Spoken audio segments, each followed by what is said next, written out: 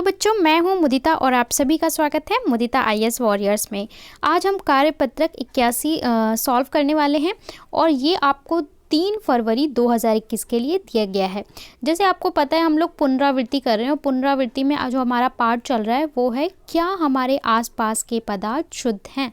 तो इसमें हमने जो पिछली वर्कशीट थी उसमें क्या देखा था, उसमें हमने घोल के बारे में देखा था, मिश्रण क्या होते हैं वो देखा था। आज हम पढ़ने वाले हैं कि निलंबन क्या होता है और इसके अलावा कोलॉइड क्या होते हैं, इन दोनों के बारे में हम समझेंगे, ठीक है। और इन दोनों के क्या गुणधर्म होते हैं वो भी हम समझने वाले हैं। क्षमागी और विषमागी में हमने देखा था। तो देखिए सबसे पहले बात करते हैं निलंबन की। यह एक प्रकार का विषमागी मिश्रण है। देखिए अब मैंने बताया था कि आपका जो मिश्रण होता है ना, मिश्रण वो 2 तरह के होते हैं, एक होता है समागी, दूसरा होता है विषमागी। तो समागी में तो हमारा आ जाता है घोल, ठीक है, सॉल्यूशन, और विषमागी में हमारा आ जाता है, विषमागी में निलंबन और दूसरा आ जाता है कोलॉइड।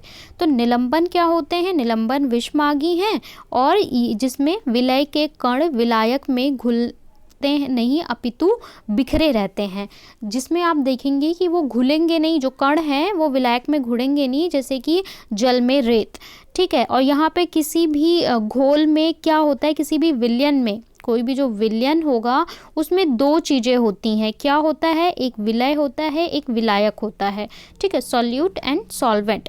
तो यहाँ बोल रहे हैं विलय के कण विलयक में घुलते नहीं हैं। तो विलय यानी जिसको आप घोलेंगे और विलायक जिसमें आप घोलेंगे। मैं आपको इसका उदाहरण दे देती हूँ। जैसे कि आप एक ग्लास लीजिए, इसके अंदर पानी है, अब इसमें आप रेत डाल दो, ठीक है। रेत को एक चम्मच लो, खूब अच्छे से घोल दो, लेकिन उसके कण जो हैं वो घुलेंगे नहीं। आप बहुत अच्छे से चम्मच से हिलाओगे तो तैरने लगेंगे, लेकिन थोड़ी देर बाद वो नीचे तले में बैठ जाएंगे, ठीक है। तो ये क्या होता है, निलंबन, क्योंकि वो निलंबित हो जाते हैं। थोड़ी देर छोड़ दो ना तो वो निलंबित हो जाते हैं। अगर हम इसके गुणधर्म की बात करें तो इसके कणों को नंगी आंखों से देखा जा सकता है। आप इसको देख सकते हैं, रेत पानी में डाल दो आप देख सकते हैं, चौक डाल दो, मिट्टी डाल दो, ठीक है, तो आप देख सकते हैं।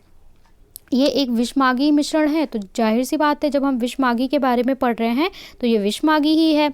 विलय और विलायक को छानने विधि से अलग किया जा सकता है, ठीक है, छनन विधि से। अगर आपने ये रेत गलती से घोल दिया है पानी में, मान लो पूरी टंकी में के पानी में घुल गया है, तो आप क्या करेंगे, फिल्टर लगा दीजिए और छन्नी से छान दीजिए। तो जब छानेंगे तो रेत आपका उसमें रह जाएगा छन्नी में, ठीक है, और पानी बाहर निकल जाएगा। तो इससे आप अलग कर सकते हैं। यह एक अस्थायी विलयन है। विलय कण नीचे बैठ जाते हैं। आप इसे थोड़ी देर के लिए अगर छोड़ देते हैं तो कण क्या होते हैं, उसके नीचे तले में बैठ जाते हैं।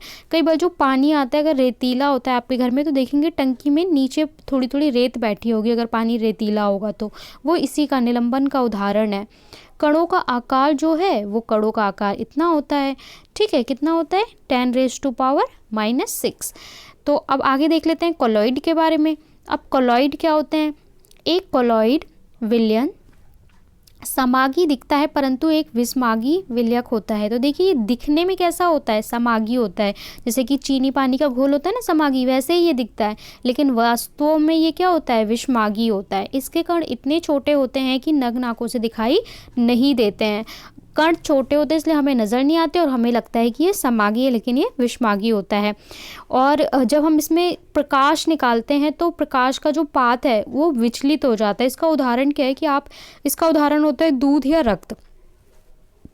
इसमें टिंडल इफेक्ट, टिंडल प्रभाव आप देख सकते हैं। एक ग्लास में आप दूध ले लो, ठीक है, और यहाँ से टॉर्च लेके जब टॉर्च की लाइट आप इस पे पास करोगे, निकालोगे, तो इस तरीके से वो लाइट जो है वो आपको उसका पाथ जो है, उसका रास्ता है वो नज़र आएगा, क्योंकि इसके कण जो है इसमें आपको नज़र आएंगे तैरते हुए।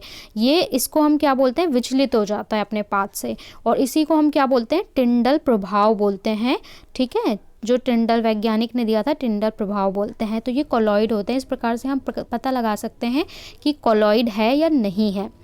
अगर हम इसके गुण की बात करें तो कोलॉइड के कण नग्न आंखों से नहीं दिखते, इसलिए हमें लगता है कि भाई ये कोलॉइड नहीं है। ये समागी होते हैं, ये समागी नहीं होते, मतलब समागी जैसे लगते हैं किंतु होते विषमागी हैं।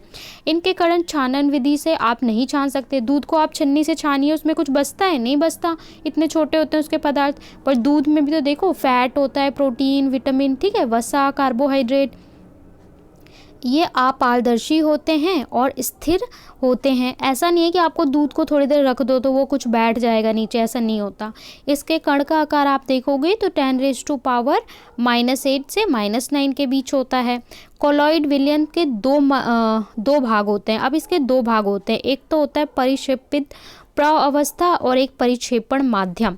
जैसे कि आपको पता है विलय और विलायक, ठीक है, विलय और विलायक होता है उसी तरीके से, जैसे विलय है वैसे ही परिक्षेपित प्रावस्था है, जैसे विलायक है वैसे ही परिक्षेपण माध्यम है, ठीक है। जैसे विलायक में पानी हो गया, आप घोलते हो, वैसे परिक्षेपण माध्यम क्या हो गया, जिसके अंदर कोई चीज़ घुलती है, और प्रावस्था मतलब जिसमें घुलते हैं। उदाहरण दे रखा है दूध और पानी के मिश्रण में उपस्थित प्रोटीन, वसा, तो ये क्या है, परिक्षेपित प्रावस्था है, और जो पानी होगा वो क्या है, माध्यम हो गया परिक्षेपित, ठीक है। तो अब इसका आपको एक टेबल दे रखी है, ये टेबल कई बार बच्चे स्किप कर देते हैं, आपकी एनसीईआरटी में है, तो मैंने भी पढ़ाई थी ये। इसमें से क्वेश्चन आ जाते हैं और बच्चे से कई बार छोड़ देते हैं। तो देखिए यहाँ पे आपको कुछ उदाहरण दे रखे हैं परिक्षेपित प्रावस्था और परिक्षेपित माध्यम का। तो अगर आप द्रव्य को घोलते हैं गैस में, ठीक है, द्रव्य को लिक्विड को गैस में घोलते हैं तो उसे हम एरोसोल कहते हैं, और इसका एग्जाम्पल है धुंध। जो आपको धुंध यानी फॉग नज़र आता है ना सर्दियों में, वो इसका उदाहरण है, या बादल। जब आप ठोस को गैस में घोलते हैं, ठोस मतलब सॉलिड को गैस में घोलते हैं तो वो एरोसोल बनाता है, धुआं इसका उदाहरण है। जब गैस को द्रव्य में घोलते हैं तो वो फॉर्म बनाता है, जैसे कि शेविंग क्रीम। इसके अलावा ठोस को ठोस में घोलेंगे तो वो ठोस जेल बनाता है, जैसे रंगीन रत्न, कांच। जो कांच होता है तो इसके अंदर एक ही चीज़ नहीं, दो तरह के पदार्थ मिले होते हैं और दोनों ही ठोस होते हैं। द्रव्य को अगर आप ठोस में मिलाते हैं तो जैसे जेल बनता है, जैसे जेल, पनीर। तो इस प्रकार से आपको एग्ज़ाम में पूछ लेगा उदाहरण देके कि ये किसका उदाहरण है, और इसमें आप बताइए कि परिक्षेपित प्रावस्था और माध्यम क्या है, ठीक है। अब देखिए आपको यहाँ पे 4 प्रश्न दिए हैं, हम प्रश्नों को हल करेंगे, और कोविड के लिए उचित संदर्भ मैसेज है कि आपको 2 गज दूरी का पालन करना है। चलिए सॉल्यूशन देख लेते हैं। पहले प्रश्न में बोला है निलंबन और कोलॉइड में अंतर लिखिए। जब भी आपसे अंतर पूछे तो एक टेबल बना दो फटाफट से। निलंबन, कोलॉइड, इसके कणों को नंगी आंखों से देखा जा सकता है, निलंबन को, ठीक है। जैसे अभी रेत का मैंने बताया था ना, रेत को आप देख सकते हो, नीचे बैठ जाएगा ग्लास में। और कोलॉइड के कणों को नग्न आंखों से नहीं देखा जा सकता। विलय और विलायक को छानन विधि से अलग किया जा सकता है, और इसके कण छानन विधि से पृथक नहीं किए जा सकते। उदाहरण क्या है, कीचड़ या जल में रेत, और इसका उदाहरण क्या है, दूध या रक्त। जैसे खून देखोगे, ब्लड देखोगे आप, तो क्या लगेगा कि ये इसके कण आपको नज़र नहीं आएंगे। इसी तरह दूध के कण भी आपको नज़र नहीं आएंगे। तो ये आपका बहुत ही अच्छा आंसर लिखने का तरीका है, इस तरीके से आप लिख सकते हैं। दूसरे प्रश्न में बोला है निम्नलिखित कोलॉइड तथा निलंबन को वर्गीकृत कीजिए। यहाँ पे आपको कुछ पदार्थ दिए हैं, रक्त, जेली, कीचड़ युक्त जल, नींबू पानी और दूध, और आपको बताना है कि कोलॉइड क्या है, निलंबन क्या है। तो कोलॉइड क्या है, यहाँ पे रक्त, दूध और जेली, ये हमारे क्या हैं, कोलॉइड हैं। निलंबन, कीचड़ युक्त जल जो है वो निलंबन है। अब आप बोलेंगे मैम नींबू पानी क्या हुआ, तो नींबू पानी ये क्या है, ये विलयन है, ठीक है। लेकिन आपको कंफ्यूज करने के लिए इसमें दे दिया है, पेपर में भी इस तरीके से दे देगा, और आपको बोलेगा कि कोलॉइड और निलंबन बताइए, और आप कंफ्यूज हो जाएंगे, सोचेंगे इन दोनों में से कुछ ना कुछ तो होगा, और एक में डाल देंगे और आपके नंबर कट जाएंगे। एग्जामिनर कंफ्यूज करने के लिए 1 एक्स्ट्रा या 2 एक्स्ट्रा दे देंगे। तो यहाँ पे विलयन नहीं पूछा है, लेकिन ये विलयन है, ठीक है, नींबू पानी। तो ये आपका सेकेंड आंसर हो जाता है। थर्ड में आपसे बोला निम्नलिखित में परिक्षेपित प्रावस्था और परिक्षेपण माध्यम बताइए। तो देखिए यहाँ पे आपको कुछ पदार्थ दे रखे हैं, मैंने यहाँ पे लिख दिया धुंध, रंगीन रत्न, जेली और शेविंग क्रीम। परिक्षेपित प्रावस्था और परिक्षेपित माध्यम में जब द्रव्य को आप गैस में घोलते हो, ठीक है, ठोस को जब ठोस में घोलते हो तो रंगीन रत्न बनता है, द्रव्य को ठोस में तो जेली बनता है, और गैस को द्रव्य में तब आपका शेविंग क्रीम बनता है। तो ये आपका आंसर नंबर 3 हो जाता है। चौथे में बोला है यदि एक दूध के गिलास के प्रकाश की किरणों को गुजारा जाए, दूध का गिलास कैसा होना चाहिए, कांच का गिलास, ट्रांसपेरेंट होना चाहिए, ठीक है, मतलब जिसमें आर पार नज़र आए, तो क्या लाइट जो है वो प्रकाशित, वो परावर्तित होगी या नहीं होगी, कारण देना है आपको। तो यदि एक दूध के ग्लास से जो कि कांच का है प्रकाश की किरणों को गुजारा जाए तो उसका पथ प्रदर्शित होगा, ठीक है। जब आप लाइट पास करोगे तो इस तरीके से वो ऐसे फैल जाएगी, क्योंकि दूध एक कोलॉइड पदार्थ है और कोलॉइड हमने पढ़ा है जिसके कण इतने बड़े होते हैं कि इन पर पड़ने वाले प्रकाश किरणों को उनके पथ से विचलित कर देते हैं। यहाँ पे पाथ आपको जो पार्टिकल है वो नज़र आने लगेंगे पदार्थ, और जिसकी वजह से आपको एक विजिबल लाइट, ठीक है, नज़र आएगी। तो ये हमारा उत्तर नंबर 4 हो गया। यहाँ पे हमारी वर्कशीट 81 कंप्लीट होती है।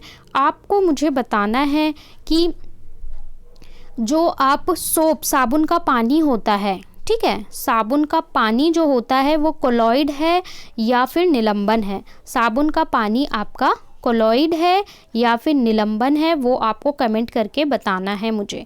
और वीडियो को लाइक, शेयर और चैनल को सब्सक्राइब कर लें, जिससे सभी वीडियो का नोटिफिकेशन आपको टाइम से पहले ही मिलता रहे।